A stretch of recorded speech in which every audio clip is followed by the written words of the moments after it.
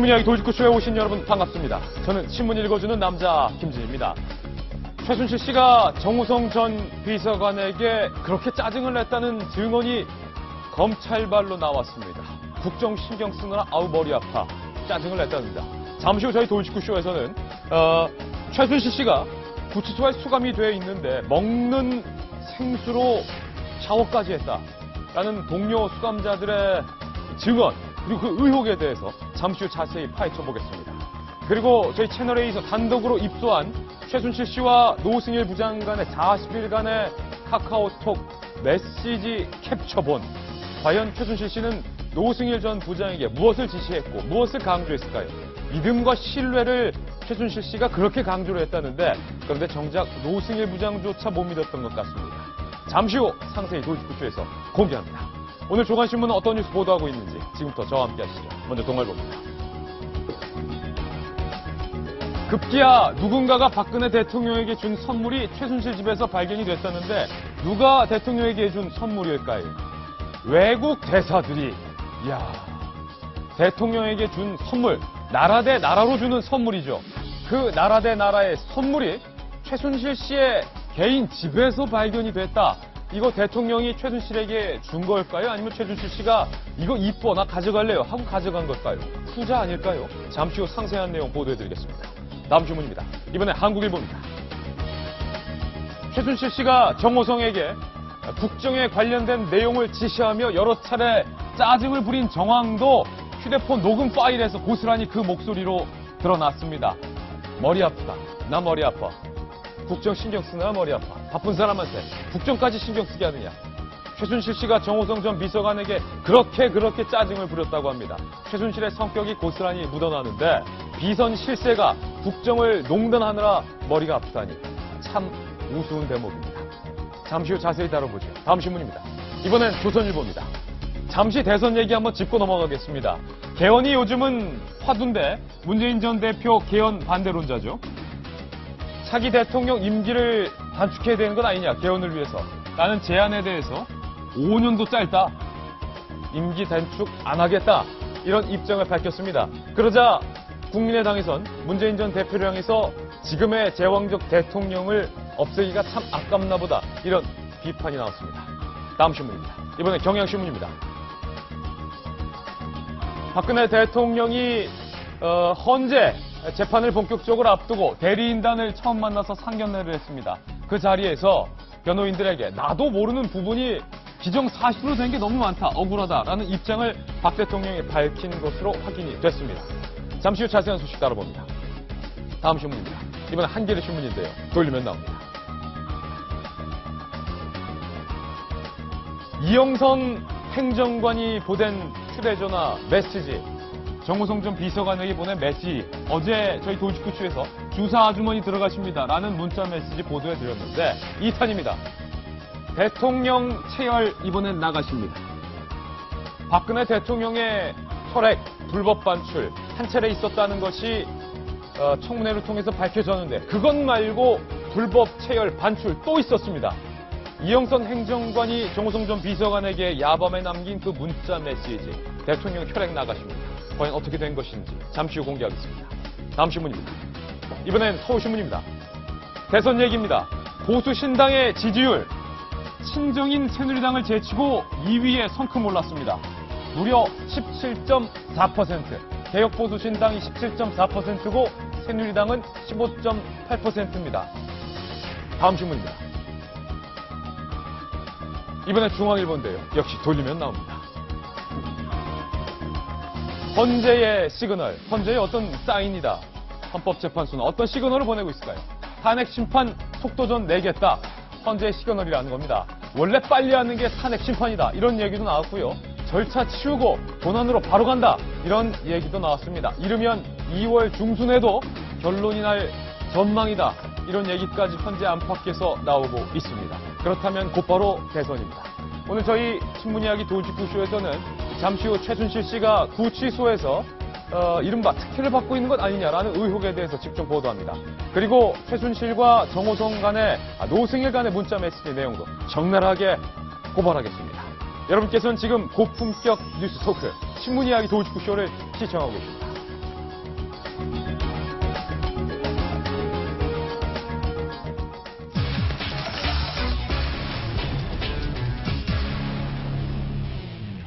네, 구치소에서는 먹는 물이 참 귀합니다. 그런데 최순실 씨가 이 먹는 생수로, 이 귀한 물로 샤워를 하고 있다. 뭐 이런 동료 수감자들의 증언까지 나왔습니다. 구치소 특혜 의혹에 관한 것, 저희 돌직구쇼에서 오늘 잠시 후 상세히 짚어보겠습니다.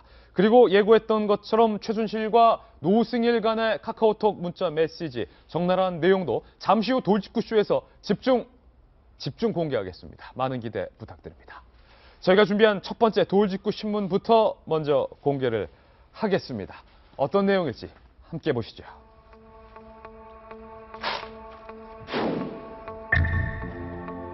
이영선 행정관의 문자 메시지 2탄 오늘 나왔습니다. 어제 1탄은 주사 아줌마 들어가십니다. 기치료 아줌마 들어가십니다. 오늘 2탄은 대통령 체열 나가십니다. 거의 이 수준입니다. 대통령의 혈액은 2급 기밀사항입니다. 그런데 이 대한민국의 2급 기밀사항이 도대체 어디로 이렇게 자주 나갔단 말입니까? 그것도 최순실의 측근 노릇을 했었던 이영선 행정관이 대한민국 2급 기밀을 도맡아서 외부로 반출하고 있었던 정황이 바로 이 문자 메시지를 통해서 나타났습니다. 2013년 5월 말 밤 11시 야심한 시각 이영선 행정관은 정호성 비서관에게 이런 문자를 발송합니다. 대통령 체열한 것을 내일 잘 챙기겠다. 그렇게 하시오. 이야, 이 칼럼. 2급 기밀인 대통령의 혈액이 한 차례 반출됐었다. 지난 청문회 과정 속에서 우리가 확인을 하고 깜짝 놀랐었는데 그것 말고 이거 또 있다는 거죠. 그렇죠. 그러니까 일단 보건복지부가 당시에 이제 보건소를 통해서 조사를 했을 때 차움병원으로 이 체열이 된 거는 지난 2013년 9월 2일이었습니다. 그런데 이건 이제 두 번째 또 체열 사실이 이제 어떻게 보면은 밝혀진 건데요. 그래서 어저께 이제 1탄은 그거였죠. 주사 아줌마가 들어가십니다. 예. 오늘 또 다른 체열은 사실 그거에서 2탄으로 보면 2탄입니다. 될 것 같고요. 근데 이제 문제는 말씀하신 것처럼 대통령의 체열이나 건강 문제, 2급 비밀사항 아니겠습니까? 예. 그렇기 때문에 체열에 대해서 이제 검사를 하거나 이렇다면은 이 국군병원이나 국가가 지정하는 특정한 병원에서 검사를 해야만 하는 그 고급 정보입니다, 한마디로. 당연하죠. 네, 그런데 그것이 당시에 체열할 때 상황을 보면은 뭐 주치의가 있었다는 얘기도 없고 옆에 무슨 간호장교가 있었다는 얘기도 없고 어쨌든 어떤 과정을 통했는지 모르겠지만 체열이 됐고 그것이 지금까지는 밝혀지지 않은 모 병원으로 이제 이동이 됐다고 하니까 우리는 의심해 볼 수 있는 게 아무래도 차움병원에 그 2013년 9월에 갔기 때문에 이 시기는 2013년 5월 그러니까 같은 병원으로 갔을 것이다라고 추정해 볼 수 있는 대목이 있고요. 예. 어쨌든 불법 체열일 테고 예. 두 번째는 국가에서 정하는 병원에서 하지 않았기 때문에 역시 불법 의료일 테고요. 예. 그래서 여기에 대해서 이거 지금 드러난 게 두 가지지만 굉장히 저는 더 많을 거라고 생각을 하고 여기에 대해서 특검이 조금 더 밝혀야 되지 않을까라는 생각이 듭니다. 네. 2013년 5월에 대통령의 혈액이 한 번 더 참으로 나갔다. 그런 정황인데 대통령의 혈액이 외부로 반출된 것 그리고 비공식 의료기관으로 반출이 된 게 한 번일지 두 번일지 이렇게 되면 장담키 어려워지는데 우선 행정관이 대통령의 체의 혈액을 가지고서 나간다 한다는 것 자체가 잘못된 겁니다. 예. 간호장교가 해서 그다음에 그 국군 병원, 대통령 지정 병원에서 해야 되는데 이영선 행정관이 배달했다는 것만으로도 지금 비선 진료의 가능성을 이제 보여주고 있는데요. 소위 말해서 이제 제3의 진료, 차움도 아니고 김상만 닥터도 아닌 다른 어떤 그 가능성을 보여주고 있는데 저는 차움으로 나갔다고는 생각하지 않습니다. 왜냐하면 그때 보건복지부에서 조사해서 차움위원 조사 보고에서 2013년 9월 2일 날 대통령 혈액이 가서 받고 그다음에 김상만 의사도 청문회에 나와서 그때 조사를 한 거는 대통령의 면역 기능 때문에 했다라고 했고 차움위원회에서도 모든 걸 통틀어 봤을 때 단 한 번 대통령을 했다라고 그거는 조사 결과 나왔기 때문에 차움이 아니라 다른 병원으로 나갔을 가능성이 있습니다. 그럼 김영재, 김상만 차움, 주사 아줌마 또 다른 병원이 오늘 또 나온 겁니까 그럼? 저는 이게 왜냐하면 그때 차움에서 설명하기를 뭐라고 했냐면 왜 대통령의 혈액을 차움병원에서 했냐. 기존에 있는 국군 수도병원 대통령 지정기관에서는 이 면역 기능 저하를 검사할 수 있는 기능이 없기 때문에 그런 그 장비가 없기 때문에 차움으로 가져왔다고 했거든요. 그럼 이것이 기능이 있거나 뭐 정상적인 루트를 했으면 행정관이 배달할 필요가 없는 거죠. 뭔가 또 대통령 혈액에 다른 뭐 건강과 관련한 어떤 다른 성분을 검사하기 위해서라니까 만약에 나갔다면 차움은 아닐 것 같고 다른 병원일 것 같습니다. 예, 어제도 주사 아줌마 들어가십니다. 비선에 비비선까지 실체가 드러났는데 이번에 대통령의 혈액 반출 또 다른 병원의 가능성 비비선 병원까지 드러난다는 대목입니다. 어제 그 주사 아줌마, 최순실을 주선해줬던 주사 아줌마가 아닐까라는 강한 의혹도 제기됐었는데 어제 한 언론이 최순실의 주사 아줌마를 찾아서 만났습니다. 물었습니다. 청와대 들어갔느냐? 최순실 씨의 주사 아줌마는 이렇게 증언했습니다. 내가 청와대를 무슨 수로 들어가나? 들어갔어야 들어갔다고 하지. 프로포폴은 우유 색깔이다. 그런 건 못 받고 나는 아니다. 청문회 같아요. 맨날 가슴이 답답해서 못 잔다고 하더라고, 최순실이. 그렇게 큰일 하니까 잠을 못 자겠지. 마지막은 반어법. 그렇게 큰일 하니까 잠을 못 자겠지. 윤 실장님, 최순실 씨 집에 들락날락했던 주사 아줌마는 청와대에 들어갔던 주사 아줌마와 그렇다면 다르다. 또 다른 주사 아줌마가 있는 거 아니냐. 그렇겠죠. 아유, 그리고 참 답답한 게, 이게 차원병원에 체열했을 때도 문제가 됐던 게, 차원병원에서 혈액 검사하는 자체가 문제인데요. 예. 그때 어떤 증언이 나왔냐면은, 그래서 비밀리에 한 것도 아니고, 대통령 차트를 내부 인트라넷에 다 띄워놨다는 겁니다. 예. 실라임 이름으로 해가지고. 그 병원에서 일하는 사람들은 다 열어볼 수 있는 거예요. 예. 그래서 이제 뭐, 왔다 갔다 하는 다른 과 의사들도 열어보고, 심지어 이제 김상만 의사가 다른 과 의사한테 이거 보여주면서 식단 좀 짜주세요. 이런 식으로 하고.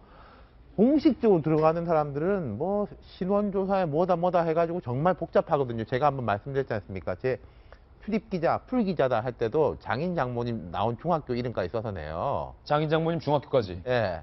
근데 무슨 소리 합니까, 그거를? 이분들은 예. 그런 절차가 없었을 거 아니겠습니까? 참 어떻게 생각하면요. 천만 다행이에요. 왜요? 아니 2013년부터 이러고 있었는데 그게 큰 사고 안 나고 안보적인 문제로 모르죠. 뭐 저희가 뭐 모르는 게 또 있는지 모르겠지만은 그렇게 연결이 안 됐다라는 점에서 참 역설적이지만은 불행 중 다행이었다. 지나고 보니까 예. 가슴을 쓸어내릴 만한 일이 알았으면 뭐 한두 번이었겠습니까? 예. 김병무 의원님, 지금 대통령을 진료했다라는 비공식 비선 의료진이 몇 명인지, 그리고 비선 의료기관이 도대체 몇 군데인지, 그리고 그 주사 아줌마는 도대체 몇 분인지, 이것조차 지금 불확실합니다. 예, 그리고 이 주사 아줌마가 본인은 아니라고 얘기하고 있기 때문에 모르겠어 이분의 말이 사실인지 진실인지. 대다수의 실제 국정농단에 했던 증인들이 청문회장 앞에 나와서도 거짓 증언을 하지 않습니까? 예. 근데 언론에서 인터뷰하는 내용들에 대해서 사실을 이실직고했을 가능성이 얼마나 있을까에 대해서 의문을 좀 제기하고 싶고요. 두 번째는 저는 여기서 주목하고 싶은 게 이 모든 일에 대한 보고를 바로 정호성 전 비서관에게 했다는 겁니다. 예. 이영선 행정관은요, 정호성 전 비서관의 직계라인이 아니에요. 그러네요. 거기는 안봉근 전 비서관의 직계라인으로 박근혜 대통령의 수행을 전담하는 팀이 따로 있는 겁니다. 제1부속실을 담당했던 정호성 비서관은 지금 현재 받고 있는 혐의가요. 대통령의 연설문을 유출했다는 혐의로 국가의 기밀 유출에 대한 협의만을 받고 있는 거예요. 예. 근데 사실 그렇기 때문에 정호성 전 비서관을 바라보는 이 처벌의 수위가 그렇게 높지는 않을 거다라고 얘기를 하고 있는데, 뒤집어 생각해보면 의료 게이트에 대한 농단부터 모든 일들을 정호성 전 비서관을 거치지 않고선 불가능하다는 얘기가 되지 않습니까? 예. 특검에서 정호성 전 비서관에 대해서 단순하게 문건 유출에 대한 거를 수사할 게 아니라 의료농단부터 세월호 7시간 모든 부분들에 이 정호성 전 비서관이 개입 안 된 곳이 없다라고 저는 볼 수 있기 때문에 더 아주 확실한 조사가 필요하다고 봅니다. 예. 그 어공이라는 말하고 늘공이라는 말 아시죠? 어공과 늘공. 어공은 어쩌다 공무원 된 사람이고 예. 늘공무원은 늘 공무원인 직업 공무원. 늘 공무원, 직업 공무원. 정권이 교체될 때마다 어쩌다 공무원들이 많이 따라 들어가죠. 예. 그러니까 비서관이니 뭐 행정관이니 하는 분들 사실은 원래 공무원이 아니라 어쩌다 공무원인데 하는 일들이 이렇군요. 이 대통령 피가 이렇게 이거 어마어마한 일 아닙니까? 예. 옛날 말 따지면 뭐 어혈 아닙니까? 대통령 피를 가지고 막 이게 뭐 누구 들어갑니다, 누구 나갑니다 하는 게 맛이, 이거 개인 회사에서 지금 짜장면 들어갑니다, 빈 그릇 나옵니다, 뭐 이런 수준 아니에요? 짜장면 들어가십니다. 예, 빈 그릇 나옵니다. 예. 이게 어쩌다 공무원들이 이런 식으로 하면 안 되죠. 어공. 늘 공무원들은 이렇게 안 합니다. 예. 절차에 따라서 법에 따라서 하죠. 공무원들 답답해 보일 때가 있는데 사실은 그것이 법에 따라 절차에 따라서 하는 그런 거거든요. 예, 정말 큰일 날 일들을 했군요. 어쩌다 공무원들. 예, 어쩌다 공무원, 어공. 어쩌다 이런 국정농단이. 어농. 정권 교체 때마다 예. 이런 인물들이 들어가죠. 최순실 씨가 이 모든 것의 뒤에 있었다. 검찰은 이렇게 보고 있습니다. 그런데 최순실 씨는 현재 구치소 안에서도 이른바 막강한 비선 실세로서의 위상을 드러내고 있는 것 아니냐라는 의혹이 제기됐습니다. 이 의혹 돌직구쇼에서 지금부터 다뤄보겠습니다. 오늘의 특종입니다.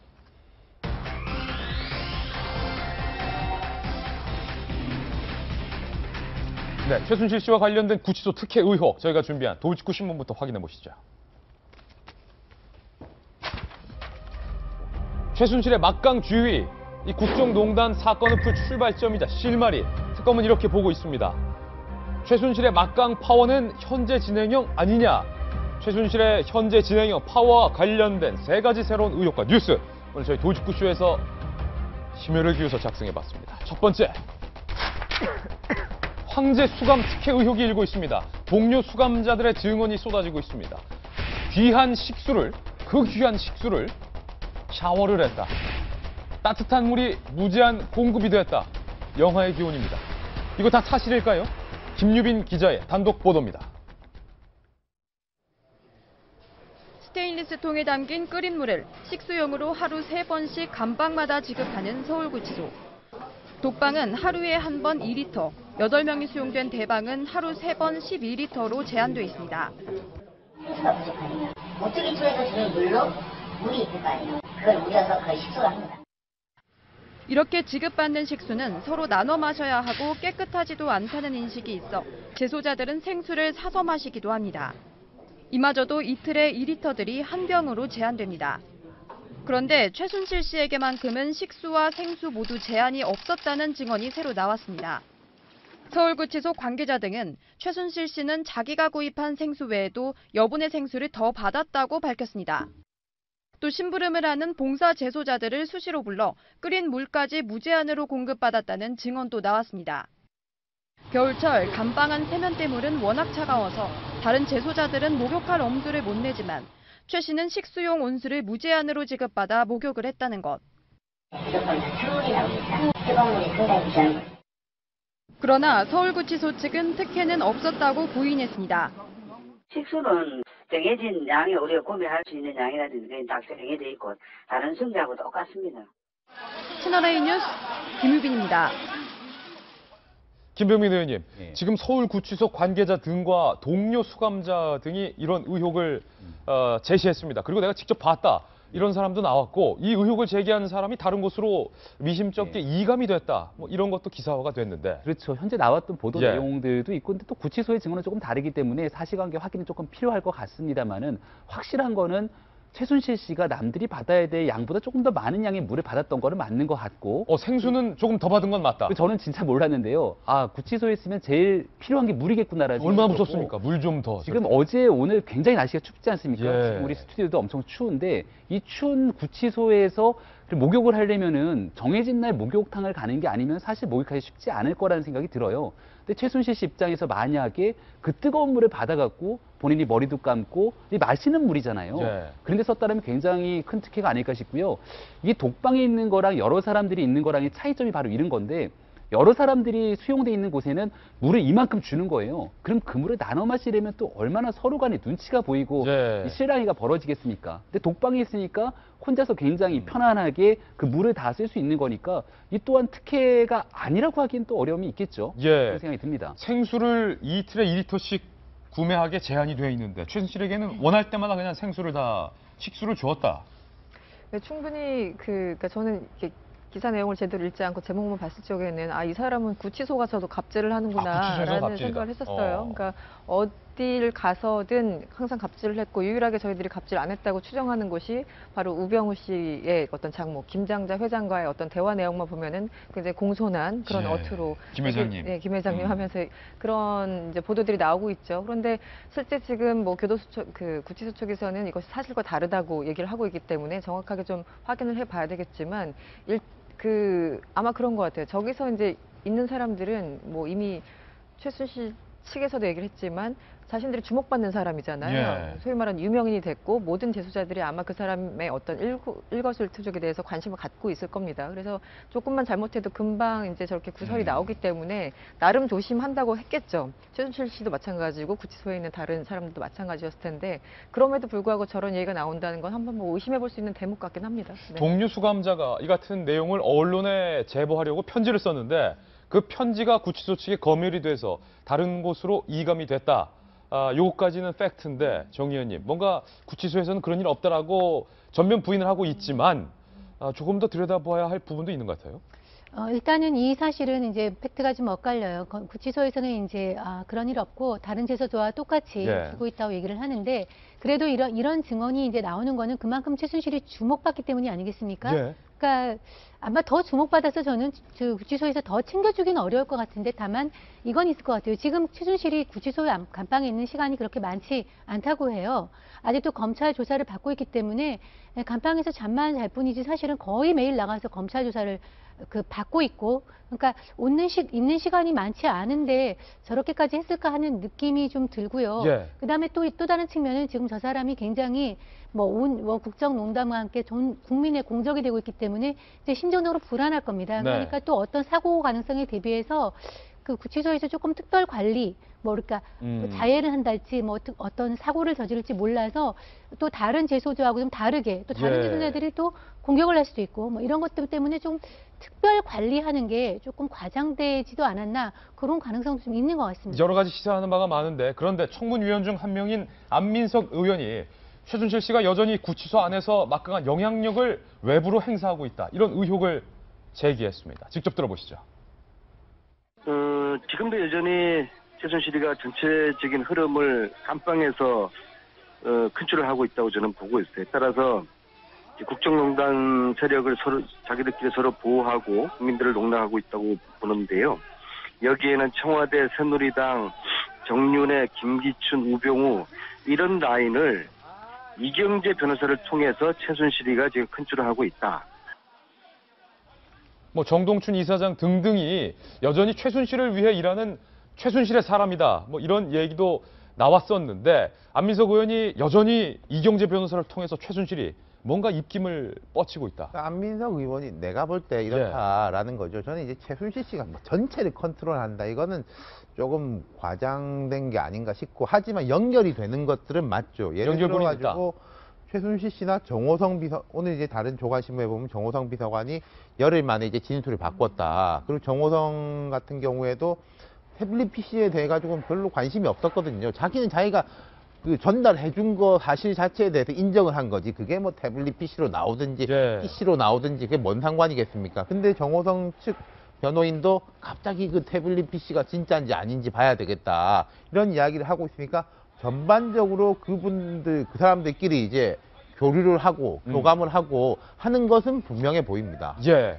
최순실 씨의 여전한 막강 파워와 관련된 3가지 뉴스 저희가 오늘 전해드리고 있습니다. 이번엔 2번째 뉴스입니다. 출연물을 통해서 만나보시죠.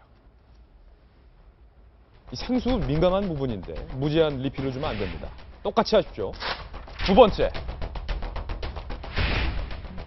현직 차관을 길가에 차에 태워서 지시하고 내려 최순실 씨가 이렇게 했었다라는 증언이 검찰에서 나왔고요. 그리고 외교사절이 박근혜 대통령에게 준 대통령의 선물이 최순실의 집에서 발견이 됐습니다. 검찰 관계자의 발언부터 일단 구체적으로 확인해 보실까요? 검찰, 주한 외교사절이 당선인 신분이던 박 대통령에게 선물한 선물을 최 씨가 갖고 있던 걸 집에서 발견을 했다. 이들의 관계를 입증하기 위한 증거로서 제출하겠다 이렇게 말했는데 지금 검찰이 밝힌 주한 외교사절이 당선 선물로 줬다는 건 나라 대 나라로서 준 선물인데 그게 최순실 씨 개인의 집에서 발견이 됐다. 검찰은 이렇게 밝히고 있는 겁니다. 이들의 관계가 심상치 않은 관계다. 이런 내용인데 이게요. 일단 위법입니다. 위법이에요? 예. 왜냐면요. 대통령 당선인은 대통령에 준하는 경호하고 이런 지원을 받고 거기에 대해서 또 대통령에 준하는 책임을 지게 돼 있습니다. 공직자윤리법하고 대통령 기록물 관리법에 따르면요. 대통령 및 대통령 가족들은 해외로부터 미화 100달러, 한국 돈으로 10만 원 이상의 선물을 받을 경우에는 그거를 신고를 하게 돼 있고 그게 대통령 물건이 아니라 대통령 기록물로 등록을 해가지고 관리를 하게 돼 있어요. 그러니까 모르겠습니다. 저게 한 2만 원, 3만 원짜리라면은 우리도 그렇지 않습니까? 어디서 기념품 받은 거 너 가져 이렇게 주는 경우들이 있는데 그렇다면은 제가 말씀드린 게 틀리고요. 그 10만 원의 가액 미치라면은 휴대폰 보조 배터리 같은 거라면 그렇죠. 그건 가액이라면은 그거는 이제 기념품을 준 건데 그 이상이라면은 외국 대사가 휴대폰 배터리 줬겠습니까? 그러니까 그 이상이라면요. 그거는 이제 1차적으로 위법한 행동이고, 그리고 좀 박 대통령이 그렇다면은 최순실 씨한테 준 것뿐만 아니라 만약에 외국에서 이렇게 받은 선물들에 대해 가지고 아까 제가 말씀드린 것처럼 넘버링을 안 해가지고 관리를 했다면은 그것 자체도 이제 위법인데, 근데 참 특검 보고 대통령 선물까지 뒤져보라고 할 수도 없는 거고, 참 답답하네요, 이런 부분은. 그 주한 외교사절이 과연 대통령에게 당선인 축하 선물로 무엇을 구체적으로 줬는지까지는 검찰이 아직 밝히진 않았지만, 추정컨대 당선 축하 선물로 2만 원, 3만 원짜리 휴대전화 보조 배터리, 휴대폰 케이스, 인형 뭐 이런 거 주진 않았을 거란 말이에요, 이기진 의원님. 어처구니없는 얘기들이 계속 나와서 할 말을 잃으셨군요. 이 정도는 시비거리도 안 될 정도 같은데, 사실은 이것조차도 사실은 잘못인데, 그러니까 국정에 대해서 이 사람들이 얼마나 우습게 생각한 거예요. 거의 뭐 장난 수준? 친구 관계로 뭘 유지한 것 같은 대통령 당선인과 또는 대통령이 된 후에도 그가 했던 일들 보면은 정말 너무나 어처구니 없어서 뭐라고 할 말이 없을 정도인데, 어떻게 이런 사람이 이런 일을 하는 것이 그렇게 장기간 용인됐을까? 정말 이해가 안 갑니다. 갈수록 점입가경? 점입가경. 오늘의 한자성어. 이런 것까지? 네, 말씀하신 게 맞습니다. 그래서 뭐 이런 것까지 우리가 왜 어디서 머리 손질을 하는지 이렇게 시시콜콜한 거를 자꾸 따지다 보면은 사건의 본질에서 자꾸 이제 그 이탈하게 된다. 그래서 이런 주변 머리에 있는 얘기들은 좀 웬만하면 자제하자라는 게 사실은 이제 여러분들이 지적하신 말씀이 맞죠. 그런데 이제 지금 문제는 이 선물의 성격을 어떻게 보냐는 겁니다. 이것이 이제 국가에 귀속하는 것인가, 뭐 대통령의 개인 것인가 이런 것보다 지금 검찰이 이 외국 대사들이 준 선물이 최순실 씨 집에서 발견됐다라는 것은 둘 간의 관계를 확인할 수 있는 하나의 증표로서, 그러니까 증거물로서 이제 제시된다는 거죠. 그게 2만 원짜리든 20만 원짜리든 그 중요한 것이 아니라, 사실은 최순실 씨와 박근혜 대통령은 우리가 생각하기에 운명 공동체, 경제 공동체잖아요. 그래서 실제 확인된 건 아니지만 당시 그 뭐 98년이었습니까? 재보궐 당시에 박근혜 대통령 선거 운동할 때 이 사람들이 뭐 최순실 씨 일가에서 2억 모아가지고 선거 운동 자금으로 썼다는 등 하면서, 사실은 이제 최순실 씨가 일종의 남편의 역할, 박근혜 대통령이 뭐 그 아내의 역할에서 같은 사실 집안이다. 그리고 모든 어떤 돈을 최순실 씨 내지 최태민 일가가 관리했을 것이다. 이런 얘기들이 쭉 나왔었던 거고. 근데 이제 서로 부인하고 있잖아요. 나는 아니라고 부인하고 있고, 대통령도 뭐 이것도 전원이긴 하지만 내 시녀와 같이 역할했던 사람들이 이러면서 선을 긋고 있잖아요, 서로.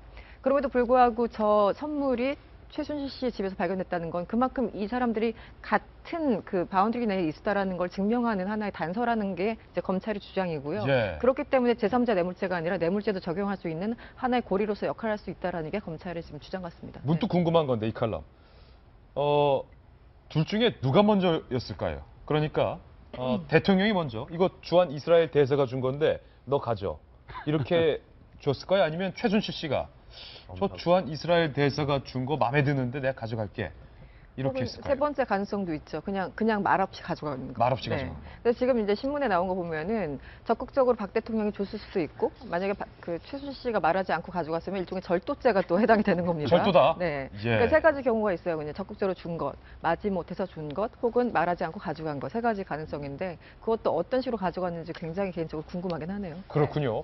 외국 대사의 선물만 최순실이 가져간 것이 아니라 공직 차관, 그것도 실세 차관을 길거리에 세워놓고, 뭐 공원 입구에 세워놓고, 검은 차 오면 타, 명령을 지시하고, 들었으면 내려, 이렇게 지시를 했던 것으로 밝혀졌습니다. 검찰의 증언부터 함께 보시죠. 최순실의 지위를 이해하는 것이 국정농단 사건을 풀 출발점이다. 최순실 씨는 장 씨가 운전하는 차를 한강 둔치, 대치동 노상이면 길거리잖아요.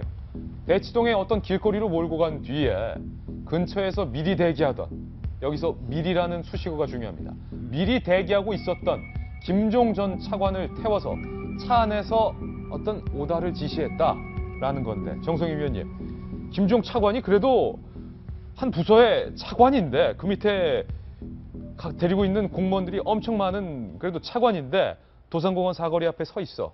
타, 그렇죠. 내려. 뭐 이랬다는 거 아니에요? 정말 가관입니다. 아까 예. 점입가경이요. 그 장씨는 저기서 장시호를 말하는 거죠. 장시호와 김종 전 차관 한 달에 한 번 정도 만나가지고 장시호가 하는 그 동계올림픽 관련 사업에 대해서 또 점검을 하고 뭐 여러 가지 일을 서로 의논하는 사이였다 그러고 또 청문회 증언에서는 김종 차관의 그 지위에 대해서 뭐 최순실의 수행비서?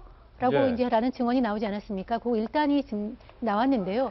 둘이는 그럼 어떻게 만나느냐? 그동안에 최순실과 김종창 같은 경우는 최순실을 모른다고 얘기를 해왔는데 사실은 그렇게 길가에 서 있으면 최순실이 몰고 왔던 차를 타고서 와서 세세하게 지시를 받고 다시 내려주는군요. 일국의 차관을. 네. 일국의 차관을. 그래서 이것에서 알 수 있는 것은 이 두 사람 최순실과 장시호 그다음에 그 김종 전 차관이 이 사건 그 최순실의 국정농단, 문화계를 좌지우하는 이 농단의 핵심에 대해서 서로 이 일의 불법성, 예. 떳떳하지 못하는 것을 인지하고 있었다. 어허. 만약에 떳떳했다면 애초에 카페에서 만나거나 아니면 차에 탈 때 같이 불러야죠. 타거나. 일단은 뭐 불러서 얘기하거나 어떤 회의에서 만나고 해야 되는데 둘이 눈을 피했다는 거는 이 사안의 불법성에 대해서 이 세 사람이 충분히 알고 있었다. 그러니까 최순실은 늘 지금 검찰에서 얘기하지 않습니까? 자기는 잘못한 게 없다고. 예. 잘못하지 않는 사람이 저런 식으로 행동합니까? 그건 아니라는 걸 하나 알 수 있고요. 또 한 가지는 이 진술 자체가 김종 전 차관의 입에서 나왔다는 겁니다. 그러니까 그동안에는 김종 전 차관 우리가 그동안에 뭐에 전혀 모른다고 여러 번 검찰에 예. 나갈 때부터 시작해서 여러 번 모른다고 얘기했는데 이제는 이제 불기 시작했다는 거. 그러니까 이 좀 숙제하는 마음으로 이 진상에 대해서 다 물론 자기 형량이 좀 가벼워져서 정상 참작을 받기 위한 것인지도 모르겠지만 일단은 이 상황에 대해서 입을 열기 시작했다는 거예요. 두 가지 의미가 있는 것 같습니다. 예. 이제 두 가지가 궁금한 게 있어요. 그럼 이제 차를 타고 이야기가 끝났을 거 아닙니까? 예. 그럼 아유 우리 차관님 고생하셨으니까 댁까지 모셔드릴게요. 아니면 사무실까지 모셔드릴게요 하든지 아니면은 내리세요 길에서. 예. 해가지고 또 택시 타고 집에 가든지. 올림픽도로에서 내려주고. 그렇죠. 예. 첫 번째 궁금한 그거. 두 번째 과연 어디에 탔을까요? 어디에? 앞좌석에 조수석에 그렇죠. 탔을까 아니면 뒷좌석에 탔을까? 제가 이제 어떤 정치인하고 일을 할 때 네. 처음에 차 타고 가다가 이제 바쁘니까 이야기하는 경우들 되게 많아요. 이 차를 타라고 했을 때 잠깐 순간적으로 갈등이 될 때가 있거든요. 어디 이거 타지? 앞좌석에 타야 되나 이게 옆에 타야 되나라고 할 때 보통 인품이 괜찮은 사람들은 뭐 저하고 같이 일하는 사람들도 아유 옆에 앉으세요 예. 라고 해가지고 이렇게 저렇게 이야기하기 마련이거든요. 보통 이렇게 자기 자리를 옆으로 옮겨주면서 그러든지, 일로 오세요 하시는 예, 분이 예. 있어요. 근데 이제 제가 볼 때 최순실 스타일상은 앞좌석 조수석에 앉지 않았을까. 그러면은 제가 이렇게 해가지고 이게 뭐 말씀드리겠습니다. 뭐 예. 보고 하면 이렇게 되는 거잖아요. 아마 정황상 그럴 가능성이 커요. 그러니까 이게 뭐 사소한 거지만은 스타일에 대한 이제 궁금증이 그런 건데 저는 아마도 김종 차관 앞에 앉지 않았을까. 장시호 씨 운전하고 그 옆에 앉았지 않을까 싶네요. 최순실 씨의 성정대로라면 어디 문체부 차관이 옆에 타? 언니만 타는 건데 뭐 이렇게 할 수도 있을 텐데 김종 차관으로서는 상당히 굴욕적이지 않습니까? 그러니까 지금 이제 시원하게 불고 있는 것 같다는 생각이 들고요. 이게 완전 영화의 한 장면 아니겠습니까?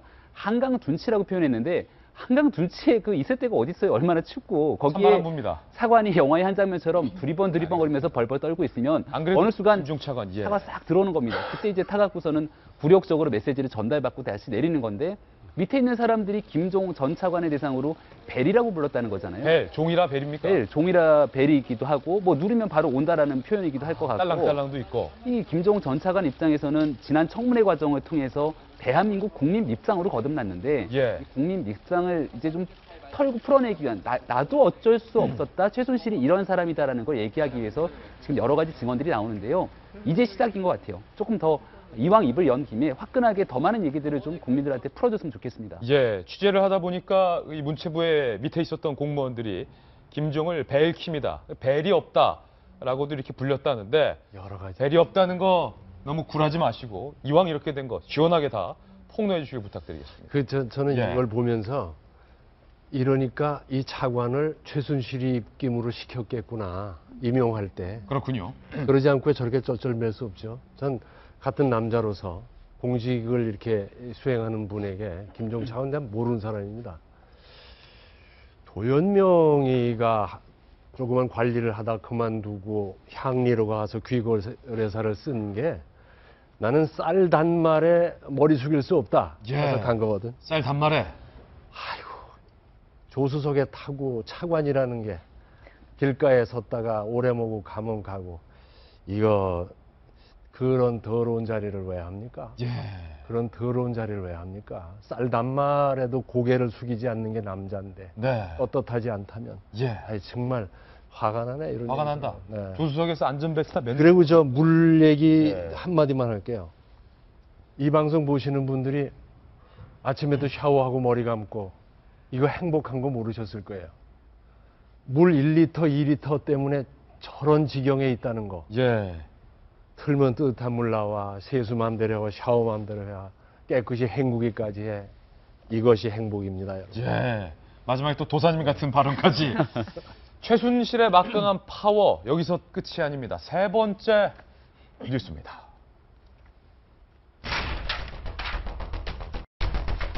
정호성의 휴대전화도 검찰이 압수해서 면밀히 녹취 파일을 들여다보고 있습니다. 그런데 그 녹취 파일에 검찰 수사관도 듣기에 짜증스러운 최순실의 목소리가 나왔답니다.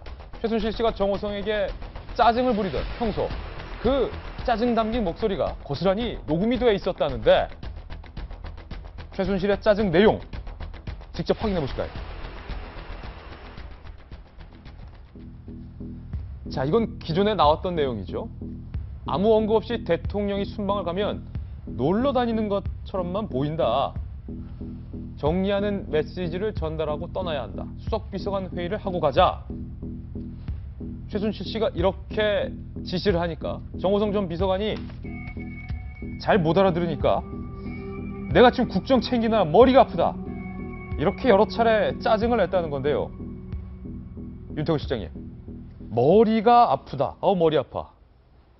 그 채널A에서 얼마 전에 보도한 99년인가 박 예. 대통령하고 최순실 씨의 녹음 파일 봐도 좀 유사했던 것 같아요. 박 대통령이 뭐라고 이야기하는데 거기에 대해서는 대꾸 안 하고 이제 자기 이야기를 막 해버리는 무슨 이제 뭐 애국심을 중심으로 이러니까 아유 그 현직에 있지 않은 사람들이라서 힘이 없고 막 줄줄 이야기하는 게 그런 게 나왔지 않습니까? 뭐 그런 거를 똑같이 한 거 아닐까 싶어요. 그러니까 정호성 비서관이 볼 때는 박 대통령보다도 어떻게 보면 더 무서운 사람이었을 수 있겠죠. 그리고 뭐 대통령은 대통령이 말이 많은 사람이 아니잖아요. 박 대통령은. 그리고 뭐 단호하게 이게 질책할 때는 있지만은 길게 이게 누구를 이게 들들들 볶는 스타일은 아닌 걸로 제가 예. 알고 있는데 최순실 씨는 우리가 너무 항상 최순실 이야기를 많이 들으니까 제가 되게 가까운 사람처럼 느껴지는데 이제는 가깝게 느껴진다. 정든다. 최순실 씨는 이제 여러 사람들이 공통적으로 이야기하는 것이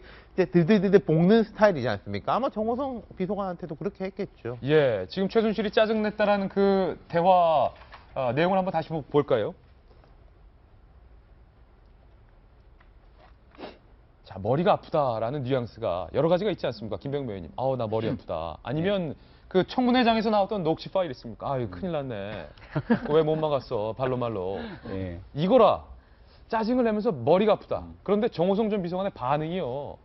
순순히 받아들이면 알겠습니다예요. 머리 아프게 해드려 죄송합니다. 뭐 이런 거겠죠. 예. 아니, 저 정도의 국정농단을 벌이고 있는데 머리가 안 아프면 그게 이상한 거 아니겠습니까? 예. 저는 희대의 사기꾼 조이파리가 살아 돌아와도 최순실을 보고 깜짝 놀랄 것 같아요. 조이팔도 놀랄 거다. 본인 스스로 하는 모든 행동들이 어찌 보면 하나도 합법적인 거라고 보기가 어려운 건데 예. 그 일을 다 되게 만들어내요. 과거 유경재단 사태로 거슬러 올라가면 유경재단이랑 최순실 씨가 무슨 관계가 있습니까?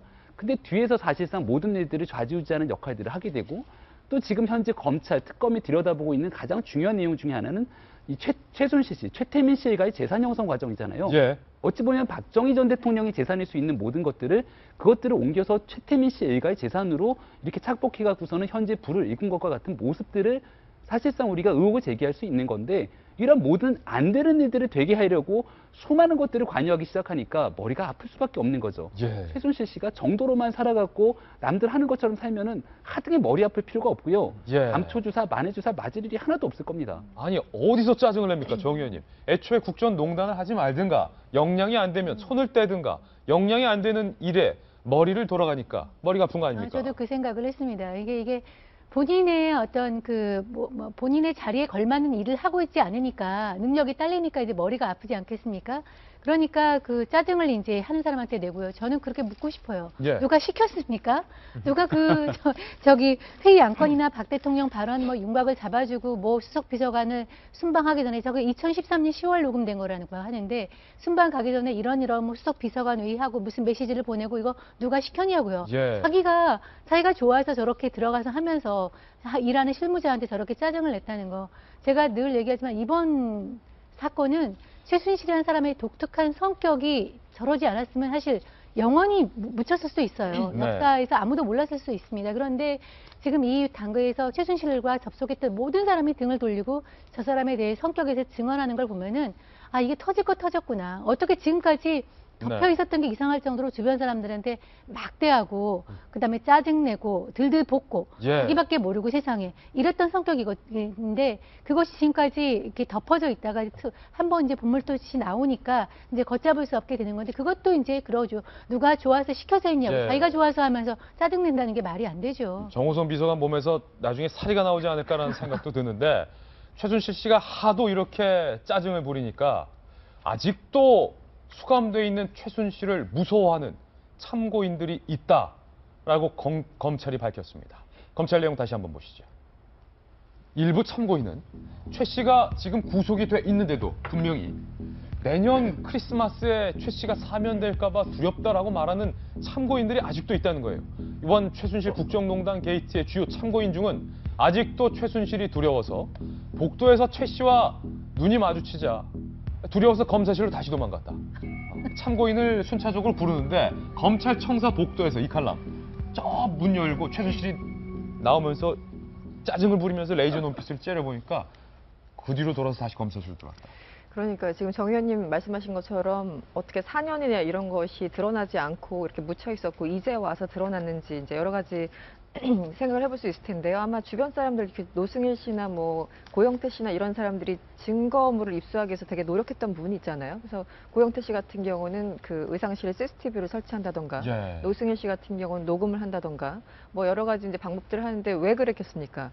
이 사람을 제대로 제압할 수 있는 뭐 확실한 물증 같은 게 없으면 자기가 그대로 당한다라는 것을 아마 알고 있었을 겁니다. 내가 되치기 당한다. 그렇죠. 그래서 실제 우리 왜 정윤의 그 문건 사건 때 사건이 어떻게 흘러갔는지 사실은 국민들이 목도하지 않았습니까? 예. 그러니까 아무리 자기가 안에서 내부자가 돼서 폭로를 한다고 하는데 그 되치기 당할 수 있는 충분한 그런 억압 사회인 거고 감시 사회인 거고 특히 이제 최수 씨 같은 경우는 무소불위의 어떤 권력을 사실상 박근혜 대통령과 비슷한 권력을 공유하고 있었던 거잖아요. 그렇기 때문에 주변 사람들이 말을 못하고 지금까지 내내 하면서 4년까지 버텨왔고 전 그렇다고 해서 그 사람들을 특별히 변호하고 싶은 생각은 없습니다. 예. 어차피 거기서 같이 부역을 했던 건 사실이니까요. 그들은 부역자였다. 그럼에도 불구하고 지금에 와서 어쨌든 말을 해주는 거에 대해서는 좀 감사하다고 생각을 하는데요. 그동안 최순실 씨한테 얼마나 많이 당했으면 그리고 그 위력을 실감했으면 지금까지도 눈 마주치기를 두려워할까 참 인간적으로 좀 짠하다라는 생각까지 드네요. 이 부분은 한번 좀 짚고 넘어가야 될 것 같은데 일부 참고인들이 최순실이 어떻게든 내년에 힘을 써서 사면을 받을 것이다. 이렇게 실제로 믿고 있기 때문에 두려워한다는 건데 아니 김혜무 의원님, 최순실이 사면을 받을 가능성 0.0001% 정도 되는데 그 가능성이라고 한다면은 박근혜 대통령의 탄핵 심판이 헌재에서 인용되지 않고 기각이 그리고, 된다. 예, 그리고 나서 임기를 쭉 가게 되면은 내후년 2월 달까지 임기가 되니 내년도 크리스마스 때 박근혜 대통령이 최순실 씨를 사면한다. 이렇게 볼 수 있는 가능성이 0.0001% 정도는 있겠으나 예. 대한민국 국민들이 만약 그런 가능성이 열리게 됐을 때 가만히 있겠습니까? 그리고 촛불이 아니라 뭐 말 그대로 횃불 그 그거는 이상이겠죠. 정말 대한민국이 어찌 갈지 모르는 상황이라고 보이고요. 그럴 가능성은 거의 없다라고 보기 때문에 이 내용에 대한 걱정은 우리가 크게 하지 않아도 될 거다. 저는 이렇게 말씀드리고 싶습니다. 예, 지금 수사하는 검찰 수사관이 당황을 했다는 거예요. 참고인들이 아직도 최순실을 무서워하니까 얘기를 하셔야 되는데 최순실 사면될까 봐 두려워하고 있다. 절대 그런 일 없다는 것 우리 참고인 여러분 다시 한번 말씀드립니다. 박근혜 대통령이 헌재의 탄핵 심판을 앞두고 변호인들과 첫 상견례를 했습니다. 변호인들과의 만남에서 박근혜 대통령이 이렇게 말을 했다는데요. 함께 보실까요? 나는 최순실 씨하고 적어도 금전적인 거래는 전혀 없었다. 뭐 돈을 주고받은 건 없었다. 사실관계가 너무나 다르거나 내가 모르는 의혹들까지 기정사실처럼 받아들여지는 것들이 많다. 억울하다는 이야기죠. 세월호 7시간과 관련해서 문제가 될 게 없는데 의혹이 사그라지지 않고 있어서 안타깝다. 이런 메시지들을 대통령이 밝혔다죠. 그러니까요. 어제 이걸 보면서 이제 제가 자주 말씀드리지만 그 김기춘 전 실장부터 뭐 우병우 씨 그리고 지금 조윤선 장관까지 모든 사람들이 나는 모른다.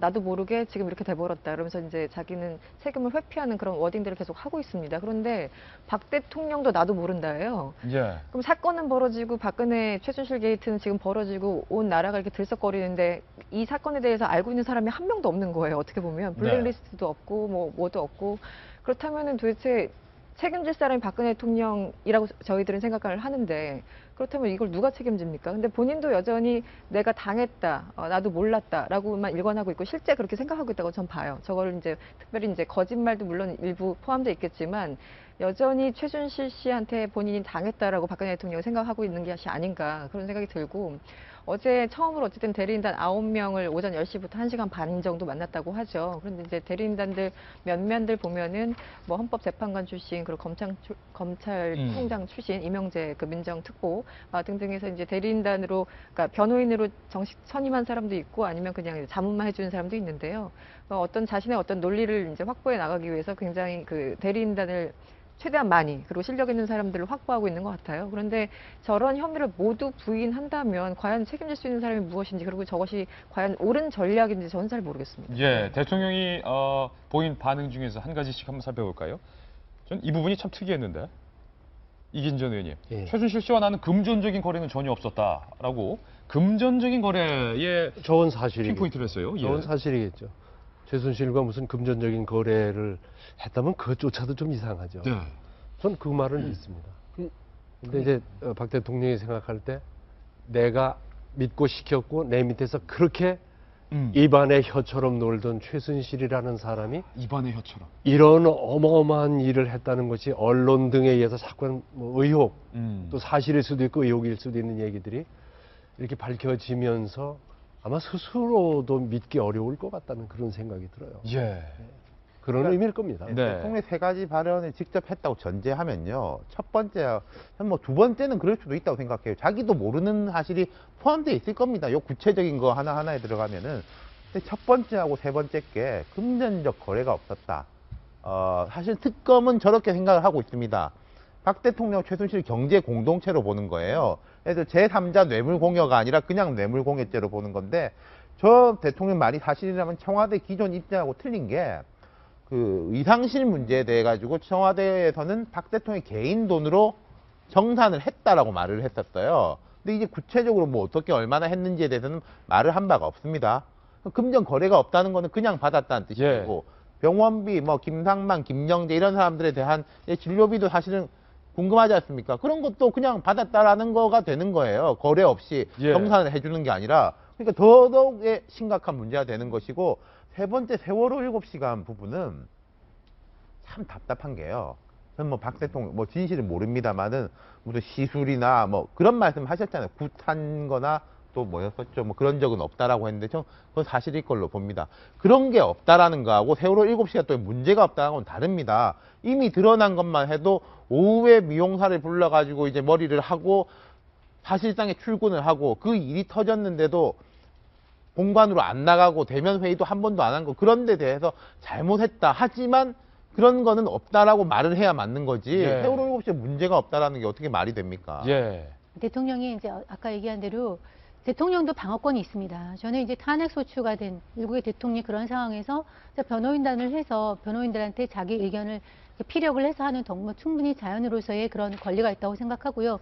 근데 그 입장은 그 대통령 입장은 근데 변한 게 없습니다. 본인은 무고하고 억울하다. 근데 그 반영이 되겠죠. 근데 그 중에서도 그래도 저는 헌재에 가서 이런 의견을 할 때 여론에 휘둘리는 것이 아니라 그 제기된 의혹 중에서 사실로 드러난 부분에 대해서는 이러한데 이거는 범죄가 아니다라고 이제 하는 게 맞다고 생각이 되거든요. 예. 대통령은 아예 나는 모른다 이런 모든 거에 대해서 모른다고 얘기를 하니까 상당히 공감하기 어려운 측면이 있고요. 또 어저께 대리인단을 만나서도 본인의 차분한 의조로 또 초췌하지만 차분한 어조로 본인이 억울하고 지금까지 무고하고 나는 몰랐고 하는 거를 다 말씀하셨다고 하는데 세월호 7시간에 대해서는 여전히 얘기를 안 했다고 합니다. 그러니까 잘못한 게 없는데 안타깝다고 얘기를 했지. 그렇다면 어찌어찌 해서 잘못하지 않았다라는 얘기를 해야지 팩트에 따라가지고 될 텐데 그러니까 사실은 뭐 시술을 안 했고 시술을 안 했고 정상대로 일어나서 뭐를 준비를 했고 하는 거를 말을 해야지 변호인단이 얘기를 하기가 좋지 않습니까? 근데 그런 얘기는 여전히 안 했다. 그런데 지금 헌재에서는 그것에 의혹을 요구하고 있기 때문에 어떻게 나올지는 굉장히 궁금한 대목입니다. 예, 박근혜 대통령의 항변 내용까지 살펴봤습니다. 이번엔 예고해 드렸던 것처럼 최순실 씨와 노승일 부장 간에 40일 동안 주고받았던 카카오톡 문자 메시지의 내용을 저희 채널A가 단독으로 입수했습니다. 오늘 저희 돌직구쇼에서 지금부터 상세하고 적나라하게 공개하겠습니다. 저희가 주면 다음 돌직구 신문입니다. 최순실과 노승일 카톡 대화 속 드러난 최순실의 농단 정황. 노승일 부장이 다 40일 동안 일일이 캡처를 해서 보관을 해 놨다는 겁니다. 노승일 부장을 통해서 저희 채널A가 입수한 내용 꽤 많은데요. 특징적인 부분부터 하나하나씩 살펴보시죠. 장편 소설이고. 카톡 메시지 내용 중에서 저희가 좀 하도 많아서 장르를 한번 정해봤습니다. 첫 번째 대화 장르는 입단속과 짜증. 노란색은 노승일 부장이 잠시 외출을 해도 될까요? 이런 것까지 허락을 맡았군요. 그러자 블루 청와대 원 최소원 혹은 1,000원 100원 할 때 9원 하트. 회사 관련 얘기는 하지 말고 만나세요. 윤 실장에게 받으면 바로 처리하겠습니다. 그러자 최순실은 그 정도는 좀 알아서 하세요. 짜증을 냅니다. 그러자 노승일 부장 정리해서 보고하겠습니다. 최순실은 실수 없이 하세요. 입단속과 짜증을 하는 걸로 봐서 최순실은 그 모든 일을 노승일 부장에게 다 시켰으면서 노승일 부장을 끝까지 믿지 못했구나 라는 부분을 여실히 확인할 수가 있습니다. 두 번째입니다. 이번엔 회유. 어제는 짜증내더니 오늘은 회유하면 듣는 노승일은 헷갈리죠. 노승일 부장. 독일에 있는 그 페이퍼 컴퍼니 회사의 사원을 커뮤니케이션 콜라보레이션 하모니로 정했습니다. 상당히 좀 촌스럽다, 사원이. 믿음과 신뢰로 가면 된다. 최순실이 노승일에게 격려를 합니다. 돌연. 신뢰와 믿음으로 가면 미래의 길이 열릴 것이다. 상당히 좋은 말인데 최순실과 어울리지 않죠. 잘하리라 믿는다. 뭔가 불안했던 걸까요? 노승일 부장에게 이렇게 회유를 하는. 신뢰와 믿음으로 가야 된다. 결국 본인은 노승일 부장을 신뢰하지 않았죠. 독일의 부동산과 관련된 내용입니다. 최순실은 폭스바겐 차 2대를 몰고 있었습니다. 자기 명의로. 그리고 정유라는 아우디 자기 명의로 차를 몰고 있었죠. 폭스바겐 딜러 연락처를 달라. 벤츠 350이나 벤틀리 투도로 알아봐달라. 뭔가 폭스바겐 차량 마음에 안 들었던 것 같아요. 그리고 나서 이 집 좀 확인 좀 해보세요 라고 노승일에게 지시를 한다거나 서울에서 어떻게 보내야 예산 처리되는지 알아보세요 라고 구체적인 지시. 직접 본 부동산들을 정리해서 보내주세요. 집 구하는 것까지 노승일 부장을 시켜서 일일이 상황을 보고받고 체크했다. 하나 더 있습니다. 정유라와 관련된 지시사항입니다. 선수를 위해 할 일을 파악하라. 유연히 연습 나왔어요. 훈련 일지를 만들어서 받아놓으세요. 정유라의 매일 같은 훈련 모습까지 체크해서 보고하는 역할을 노승일에게 시켰습니다. 다음 주부터 독일어 하세요. 노승일에게 독일어 공부할 것까지 지시를 합니다. 다음 주부터 독일어 하세요. 이게 노승일 부장에게 독일어를 하라는 건지 정유라에게 독일어를 수업을 시키라는 건지 말 경매하는데 시간 되면 보세요. 말을 사러 다니지 아세요. 뭐 꼭두각시처럼 다 조정을 하는 모습 윤태곤 실장님. 다 시켰네, 다. 예. 그러니까 뭐 이제 사적인 거부터 이제 업무적인 거 예산 같은 건 삼성하고 관련되는 거 아니겠습니까? 그러니까 청와대하고 관련된 거 빼고는 이게 다 시킨 거 같으니까. 근데 참 이분을 보면 공통적으로 나오는 게 주위 사람 단 한 명한테도 인심 없는 소리를 못 들었다는 건 거예요. 그러니까 노승일 부장도 외국에 가가지고 일을 하면은 사람이 사실상 24시간 근무하는 게 되지 않습니까? 예. 휴식이라는 거는 말 그대로 육체적 휴식밖에 없는 거잖아요. 근데 이제 노승일 부장이 이야기한 게 350, 우리나라 돈은 이제 350만 원을 받기로 했다. 그래서 자기가 독일에 이민 갈 생각까지 있어가지고 거기에 대한 증빙을 또 받아야지 독일에서는 이제 그런 부분에 대한 심사가 있을 거 아니겠습니까? 근데 자기 세금 때문에, 여기서 자기라고 하는 거는 이제 WK, 최순실 씨 세금 때문에 뭐 200만 원은 한국 돈으로 주고 150만 원만 유로로 주겠다. 그러면은 노승일 부장 입장으로서는 자기 이제 미래 계획에 대한 게 어긋나게 되는 거잖아요. 그런 배려. 250만 원을 그 사람의 월급을 덜 준다고 해서 아낄 수 있는 세금이 과연 얼마였을까요? 예. 몇만 원 단위 아니었겠습니까? 어떻게 이게 참 일관된 분인 것 같아요. 금전적인 부분에 굉장히 탐욕적인 성격을 보였다. 김병민 의원님. 예. 이게 그 최순실 씨는 굉장히 독특한 게요. 자기 모든 게 드러날 수 있는 엄청난 일을 꾸민 거잖아요. 예. 그럼 이 모든 것들을 공모하는 사람은 나랑 가장 믿을 만한 사람이랑 해야 되는 거예요. 노승일 부장은 최순실 씨랑 직접적인 연관이 없습니다. 예. 고영태 씨가 속에서 데리고 온 사람이잖아요. 그나마도 고영태 씨는 2014년도에 한번 틀어져 갖고서는 헤어질 뻔하다가 다시 합쳐진 상태고 예. 이 사건이 있었던 건 2015년이기 때문에 전 최순실 씨가 잠깐 좀 떨어지는 게 아닌가라는 생각이 드는 게 좀 떨어진다. 여기에 대해서 이렇게 엄청난 사건들을 이렇게 믿고 맡길 사람이 없었구나. 그 결국은 자기들만의 세계에서 살아왔기 때문에 누군가의 사람과의 관계를 형성하는 게 굉장히 서툴었다는 생각이 들고요.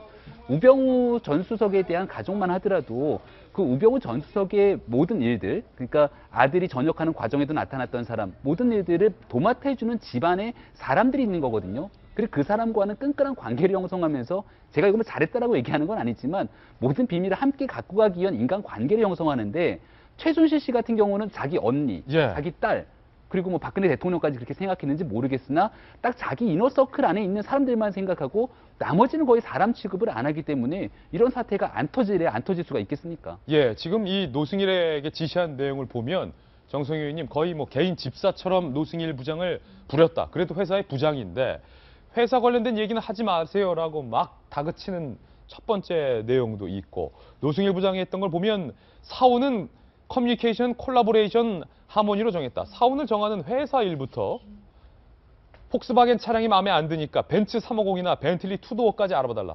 자기가 타고 다닐 차 정유라 금관거 보험 처리까지 시키는가 하면 부동산도 알아보게 하고 급기야 유연이가 연습을 잘 나왔는지 안 나왔는지 훈련 일지까지 해서 딸 감시하는 역할까지. 그렇죠. 이 이제 카톡은 이제 그 최순실이 한국에 있고 노승일 부장이 이제 독일에 있을 때 업무를 지시하던 내용의 일각인데요. 참 이런 것들이 이제 개인의 어떤 성품을 엿볼 수 있는 어떤 장면들인데 뭐 사원에서 믿음과 신뢰. 제가 웃을 수밖에 없는 게 이 사람한테 가장 없는 게 믿음과 신뢰잖아요. 최순실에게 없는 게 믿음과 신뢰. 그런데 이제 강조하고 있는 게 그래서 나는 절대 거짓말을 안 해라고 하는 사람은 사실은 절대로 믿지 말아야 되거든요. 그렇습니까? 평소에 거짓말을 안 하고 진실되게 사는 사람은 그런 말을 할 필요가 없는 거거든요. 예. 근데 평소에 이제 믿음과 신뢰가 전혀 없다 보니까 그런 걸 강조하고 죄송하지만 박 대통령이 별로 신뢰와 믿음 그 원칙의 정치인으로 지금까지 우뚝 섰는데 사실 박 대통령 거기 그 믿음과 신뢰에서 어울리는 그런 장면이 있습니다. 그런데 박 대통령이 믿음과 신뢰를 강조하는 것도 어쩌면 최순실한테 영향을 받지 않았나 하는 생각까지 들면서 참 이 정부는 이렇게 웃으면 안 되지만 참 재미있다. 어떻게 이런 일까지 나올 수 있냐 이런 생각이 예. 다시 한번 드네요. 아니 이계진 전 의원님, 예. 지금 이 두 장의 카톡을 보면 예. 조석으로 변하는데 예. 그 정도는 좀 알아서 하라. 실수 없이 하라. 말로 막 다그치다가 예. 돌연 갑자기 믿음과 신뢰로 가면 됩니다. 신뢰와 믿음으로 가면 미래의 길이 열릴. 듣는 노승일 입장에서는 저희가 여기서 웃는 것은 정말 재밌어서 웃는다기보다 어이가 없어서 웃는 어이가 것이죠. 없어서 참 예. 헛웃음이 나오는 예. 거죠. 화목한 가정에서 가훈으로 화목을 써놓겠습니까? 화목이 필요하니까. 공정보도라고 외치는 언론사들이 되게 공정보도 안 하는 예. 편파되게 하죠. 마찬가지로 부족한 것을. 근데 최순실 씨가 그런 것 같아요. 일은 크게 벌려서 누군가 이걸 좀 대리를 해줄 만한 사람을 찾다 보니까 그야말로 자기 것을 다 알고 자기 것을 모두 이렇게 앗아갈 것 같으니까 적정한 선에서 자기가 컨트롤할 수 있는 사람, 그런 사람들과 함께 했는데 그러다 보니까 믿음은 없고 예. 그런 얘기가 요 행간에 다 보이는 것 같다는 그런 자기가 생각이 들어요. 얕잡아볼 만한 사람들로 예. 믿음과 신뢰를 주지 했는데 않고. 일은 잘 못 처리하는 것 같으니까 시시콜콜하게 별걸 다 지시하고 예. 컨트롤 받는 사람들은 시시콜콜 컨트롤 당하다 보면 나중에 스스로 할 줄 모르게 돼요. 예. 요건 어떻게 할까요? 요건 어떻게 해야 될까 이렇게 물어보죠. 음. 그런 상황이 거기 아주 적나라하게 드러나는군요. 최순실 씨가 그런데 노승일 전 부장을 너무 만만하게 봤습니다. 노승일 전 부장 만만치가 않은 사람입니다. 모든 증거를 다 갖고 있다는 건데 노승일 전 부장의 이야기 직접 그 목소리 들어보실까요? 추가 폭로에 대한 내용은 일단 독일 부분이 세세하게 좀 아직 안 나왔잖아요. 예. 독일 부분이 이제 조금 더 집중적으로 나가야 되지 않나 이렇게 생각하고 있습니다. 이 노승일 부장이 상당히 감각이 있는 게 지금 앞으로 더 추가 폭로할 것이 독일 재산과 관련된 부분에 대해서 자기가 증거가 있기 때문에 추가 폭로하겠다 이렇게 말하고 있는데 분명히 김병민 의원님, 예. 최순실 씨가 최근 법정에서 나 독일에 숨겨둔 재산 없다. 찾으려면 찾아봐. 찾으면 내가 국가에 반납하겠다. 뭐 거의 당당하게 이렇게 나오지 않았습니까? 예, 노승일 부장이 얘기했던 대로 지금 하나둘씩 진행이 되고 있는 것 같아요. 청문회 과정에서도 뭐라고 얘기를 했냐면 이 박근혜 대통령이라고 하는 거대한 산과 싸워야 되기 때문에 이 모든 것들을 함께 헤쳐나가야 된다고 비슷한 류의 얘기를 했거든요. 추가적으로 얘기할 게 있으면 얘기하겠다라고 했는데 또 고맙게도 채널A를 선택해갖고 예. 이 내용에 대해서 이야기를 해주고 아마 믿을 수 있는 언론사를 선택했지 않았겠는가라는 생각이 들고요. 두 번째로 이제 여기서 끝나지 않고 지금은 카톡의 메시지를 공개했다라면은 그 다음에는 뭔가 본인이 일을 하면서 남겨놨던 자료들이 있지 않겠습니까? 예. 재산에 대한 거래 관계라든지 거의 모든 일을 독일에서 집사처럼 수행을 했고 정유라 씨가 그 호텔을 매입하거나 하는 과정에서 지금 소위 말하는 국내의 자산을 해외 자산으로 빼돌렸다라면 이것도 엄청난 죄의 처벌을 받게 되는 부분이 나올 수 있는 건데 이런 류의 정황 증거들을 만약 노승일 부장이 갖고 있다라면은 그런 것들을 폭로하게 됐을 경우에 미치는 파장은 아마 어마어마하지 않을까라는 생각이 듭니다. 예. 노승일 부장은 적어도 최순실이 독일에 숨겨둔 그 재산에 대해서 상당 부분 많이 알고 있다. 노승일 전 부장을 통해서 폭로되는 최순실의 재산과 관련된 내용 저희 채널A에서 계속 집중적으로 보도를 해드리겠습니다. 그런가 하면 정성희 위원님, 정유라의 도피를 돕고 있는 독일 내의 조력자들이 한 기자에게 이렇게 말을 했다고 합니다. 정유라 측이 이번 주 안에 다 끝난다. 걱정하지 마라. 이게 무슨 말입니까? 정유라 측을 들고 있는 데이비드 윤 말고 또 유모 씨라는 사람이 있는데요. 그 사람이 지인이 이제 언론과의 인터뷰에서 했는데 유모 씨가 지금 이제 이 정유라의 귀국에 대해서 뭐 한국에서 굉장히 이제 관심이 많고 압박이 커지지 않습니까? 이 사안에 대해서 이제 곧 끝난다. 일주일이면 끝난다라고 얘기를 했다고 합니다. 그 내용에 대해서는 그 뭐가 끝난다는 거냐 얘기를 하니까 한국 신문 말고 독일 신문을 보라 그런 얘기를 했다는 거예요. 예. 독일에서도 이제 아마 이 사건에 대해서 관심을 가지고 이제 지켜보고 있는 상황인데 그렇다면 무슨 뜻일까? 일주일이면 끝난다. 제 생각은 정유라가 잦은 귀국을 선택하는 것이 아닌가 하는 생각이 듭니다. 예. 그러니까 지금 독일에서 정유라를 돕고 있지만은 잦은 귀국을 하게 되면은 이제 자기들이 정유라를 돕는 모든 일이 공식적으로 끝나게 되는 거니까 그거 또 하나의 그런 설명을 가능하게 한 배경은 뭐냐면은 지금 독일에서 정유라가 받고 있는 혐의 이거는 그 돈 세탁과 아울러서 재산을 빼돌린 거에 대한 것도 있는데 우리가 여러 번 얘기를 했지만 그렇게 돼서 독일의 어떤 사법 체계에 들어가서 심판을 받게 되면 최소 5년형이 나온다는 것이거든요. 예. 정유라가 그 유아대 입학 관련해서 받고 있는 업무방해 혐의는 굉장히 간단한 겁니다. 그러니까 들어오면은 진술하고 끝날 가능성이 높은데 독일에 있게 되면은 굉장히 중범죄가 되기 때문에 그것 때문에 일주일이면은 들어온다는 의미로 저런 얘기를 하지 않았을까 개인적으로 이렇게 생각합니다. 그렇다면 정유라의 도피를 돕고 있는 흰머리의 독일에 있는 현지 조력자 데이비드 윤의 최측근인 윤 씨의 발언 한번 보겠습니다. 자, 기자를 만나서 신문이나 방송을 잘 보라. 그러면 한국 언론을 말하는 거냐? 동아일보 보라는 거냐? 라고 물으니까 아니다. 독일 신문을 잘 보라. 이런 의미심장한 말을 하면서 이번 주 안에 다 끝난다. 이게 다 끝난다가 아유 우리 다 끝났어. 이게 아니라 걱정하지 마. 이번 주 안에 다 정리할 수 있어. 이런 말투였다는데 이게 무슨 뜻일까요? 저게 저도 이제 정유라 씨가 귀국하는 거 말고는 사실 답이 안 나온다고 생각하거든요. 근데 아주 혹시나 정유라 씨가 귀국을 선택했다면 심경의 변화가 있거나 모든 문제들의 해결이 다 끝났다라는 건데 최순실 씨가 귀국하고 난 뒤로 한 2달여의 시간이 지났잖아요.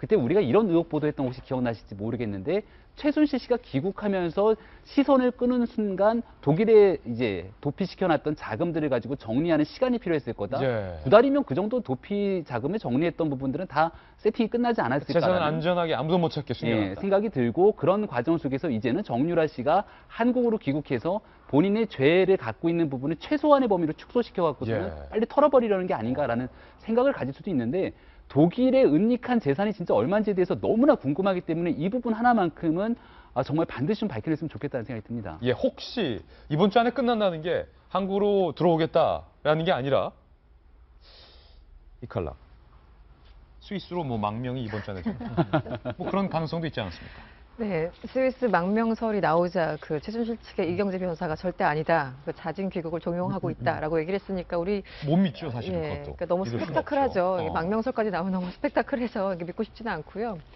저는 이게 좀 헷갈려요. 이 독일 신문을 잘 보라는 게 사실은 독일 검찰이나 경찰 입장에서도 뭐 괘씸죄도 있을 수 있고 자기네들 나라에서는 이제 자금 은닉, 자금 세탁 이런 부분에 대해서는 굉장히 엄격하잖아요. 아까 뭐 50억 이상 그 법률을 보니까 50억 이상 같은 경우는 무기 혹은 10년 뭐 이렇게 구형을 내릴 수가 있다고 하기 때문에 독일 신문 잘 보라는 거는 독일 검찰이나 경찰에서 어서 액션을 취하려고 하는 건 아닌가라는 생각이 들고요. 예. 잘해봤자 이제 여기서 이제 신변을 확보해서 체포했으니 뭐 서울로 신변을 넘겨주겠다라는 거 외에는 독일 신문을 잘 볼 이유는 별로 없을 것 같아요. 아니면 대한민국으로서의 송환을 유섬나 씨처럼 거부하는 그런 액션을 취할 수도 그런 있는 거겠죠. 거고. 정반대로. 근데 여러 가지 예. 가능성이 있는데 보통 그 독일 신문 잘 보라는 게 저는 여러 가지로 해석돼서 지금 독일 검찰에서 무엇을 준비하고 있나 어떤 단서를 좀 포착한 것은 아닌가 뭐 그런 생각도 듭니다. 예, 정유라 씨와 도피와 관련된 최근 뉴스까지 저희가 전해드렸습니다. 이번엔 빨라진 대선 시기와 관련된 대선 뉴스 집중적으로 보도해드리겠습니다. 저희가 준비한 다음 돌직구 신문입니다. 문안반, 반안문, 안반문 3대 대선 주자들의 이 조기 대선 3대 변수가 오늘 저희가 선정한 대선 뉴스입니다. 먼저 첫 번째 뉴스는요. 반기문 유엔 사무총장과 관련된 뉴스인데 정성희 위원님, 뭐 반기문 총장이 정식 기독교 단체가 아닌 신천지 영상에 뭐 나왔다. 네, 어저께 이제 하루 종일 화제가 예. 됐는데 반기문 유엔 사무총장이 이제 종교 단체죠. 종교 집단이라고 해야 되나? 신천지라는 어떤 신흥 종교라고 해야 되나요? 하여튼 그런 단체 홍보 영상에 등장해가지고 하여튼 공식 기독교는 아니에요. 그렇죠. 공식 기독교에서는 이단으로 보고 있는지 예. 잘 그것까지는 못 알아봤는데 하여튼 정식 이런 건 아니고 신천지라는 좀 다른 종교의 어떤 홍보 영상에 등장을 해서 이 두 양자가 관계가 있는 것이 아니냐 하고 어저께 논란이 있었는데 사실 저는 이거는 간단하다고 생각합니다. 이거는 그 반기문 사무총장이 그 신천지인지 누군지를 알지 못하는 사람들이 와서 등장한 유명한 그 사무총장이니까 사진 찍힌 거를 그쪽에서 이용한 거에 불과하다고 저는 생각을 합니다. 그래서 이거는 사실 해프닝에 불과한데 다만 이것이 이제 시작이라는 거예요. 반기문 유엔 사무총장은 임기가 끝나는 동시에 유력한 대선 주자로서 이런 숱한 이런 어떤 그 검증 그 검증에서는 정말 심각한 것도 있고요. 정말 말도 안 되는 것도 있는데 이런 공격을 받아야 된다는 것이고 쉽게 말하면 꽃가마를 가거나 추대를 하거나 자기 손에 피를 안 묻히고 가거나 이런 일은 없다는 거예요. 어떤 상징으로 보면 될 것 같습니다. 반 총장 측에서는 뭐 나는 신천지가 있는지도 몰랐고 신천지가 뭔지도 몰랐는데 뭐 국제행사 갔는데 누가 찍자고 해서 같이 사진 찍어줬다 이렇게 말한 건데 나경원 의원이 김병민 의원님 개혁보수 신당으로 갈 듯 하다가 마지막에 좀 주저앉았는데 내가 주저앉은 이유가 반기문 총장의 대선 행보를 돕기 위해서다. 이게 또 무슨 상관관계입니까? 일각에서 이제 비판했던 거는 원내대표 안 시켜줘서 삐쳐서 안 간 거 아니냐 뭐 이런 얘기를 삐진 거 아니냐 하기도 했는데 예. 본인 입장에서 아니라고 적극 해명을 하고 있는 거고 일리가 있는 내용이요. 나경원 의원 같은 경우 부친이 충북 영동 출신입니다. 그러니까 충청대망론의 한 줄기를 같이 함께하고 있다고 볼 수 있고 새누리당의 직책을 맡고 있었던 게 인재영입위원장이라는 직책을 맡았는데 그때 했던 발언을 가만히 생각해 보니까 내 인재영입 1호는 반기문 유엔 사무총장이다라는 얘기를 했었어요. 그러니까 지금 일단은 나가서 개혁보수 신당을 차린 인물들이 있고요. 이제 정진석 전 원내대표가 어떤 선택을 할지 모르겠지만 충청권 의원들을 중심으로 공산당만 아니면 당신이 가는 길에 따르겠습니다. 라고 얘기를 하고 있는데 그때 아마 나경원 의원이 함께 충청권 그룹 멤버들과 같이 이제 운신의 폭을 함께 하겠다라는 정도로 해석될 수 있지 않을까 싶습니다. 아니 근데 반 총장을 영입을 하겠다는 건 뭐 새누리당으로 영입하겠다는 말이에요? 그러니까 제일 재밌는 게요. 자기가 영입 당한 거 아니에요? 반기문이라는 사람은 자기가 영입한 게 예. 아니라 반기문 쪽으로 인재 영입을 당한 거 아닙니까? 그렇죠. 그러니까 중량급을 보면. 나경원 의원이 이제 탈당 원래 이 그룹에선 제일 앞장섰던 몇 명 중에 하나지 않습니까? 더 이상 이 새누리당으로는 안 된다라고 예. 강력하게 이야기했으니까 그러면은 새로운 보수의 이게 터전으로 영입하는 게 맞겠죠. 아니면은 뭐 새누리당을 다시 키우기 위해서 반 총장 영입한다 이건데 그럼 지금 반 총장은 제3의 어딘가에서 좀 독자 세력으로 좀 어중간하게 있다가 이렇게 운신의 폭을 봐가지고 딴 데를 이렇게 뭐 하겠다 이거지 않습니까? 그럼 자기가 거기 간다는 뜻이잖아요. 그렇죠. 여기도 아니고 저기도 아니고. 그럼 자기가 반기문한테 영입 당하는 거죠.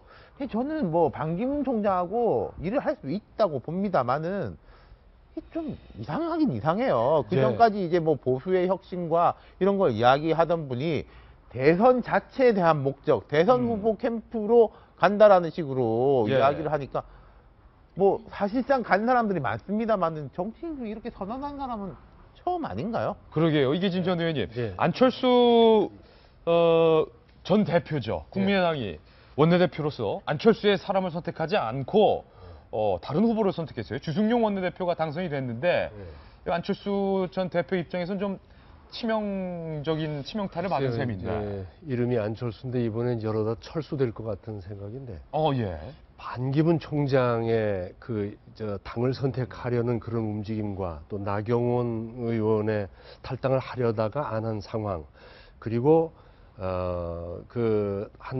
새누리당에서 탈당하려 할 때 처음 할 때 5, 6명 이러다가 29명인가 뭐 이렇게 됐잖아요. 그걸 보면서 전 세 가지 공통적으로 생각하고 싶은 것이 인생도 정치도 선택의 연속이 선택의 연속이다. 예. 유리한 것만을 찾아서 가는 모습을 유권자들 좋아하지 않습니다. 그 집이 망하더라도 가기로 했으면 가는 거고 거기 안 가기로 했으면은 거기 집이 잘 돼도 안 가야 되는 거지. 여기도 발 담그고 저기도 발 담그고 있다가 어느 쪽으로 갈까 무게중심을 이리저리 싣는 모습은 지도자의 모습이 아닙니다. 지도자의 모습이 아니다. 가기로 했으면 가는 거고 안 가기로 했으면 안 가는 거고 대통령이 안 되더라도 망하는 당이라도 내가 가기로 했으면 가는 거예요. 국민들 그렇게 우습게 보지 마세요. 나중에 가겠다 뭐 이런 말 하지 말라 이런 말씀까지 들었습니다. 저희는 광고 후에 60초 후에 돌아오겠습니다. 잠깐만요. 오늘 방송이 2016년의 어느덧 마지막 방송입니다.